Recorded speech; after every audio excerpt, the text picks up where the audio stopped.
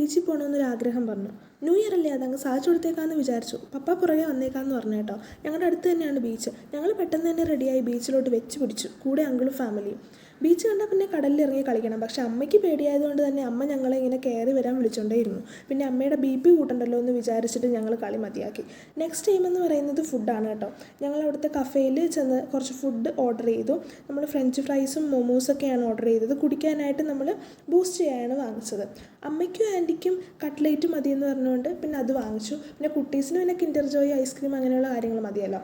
പിന്നെ അവിടെ നല്ല സൂപ്പറായിട്ട് ഡെക്കറേറ്റ് ഒക്കെ ചെയ്തിട്ടുണ്ടായിരുന്നു. അപ്പോൾ നമ്മൾ അവിടെ നിന്ന് പിള്ളേർക്ക് കുറച്ച് ഫോട്ടോസൊക്കെ എടുത്തു കൊടുത്തു. അങ്ങനെ കുറച്ച് നേരം അവിടെ എല്ലാവരും കൂടെ നിന്ന് കേട്ടോ. ഭയങ്കര ഹാപ്പി ആയിരുന്നു. പിള്ളേർ പിന്നെ മണ്ണിൽ നമ്മൾ പണ്ടത്തെ പോലെ മണ്ണൊക്കെ അപ്പം ചുട്ട് കളിക്കത്തില്ല, അതുപോലെയൊക്കെ കളിക്കുമായിരുന്നു. പിന്നെ കുറച്ച് നേരം ഫാമിലിയൊക്കെ ആയിട്ട് സംസാരിച്ചുകൊണ്ടിരുന്നു.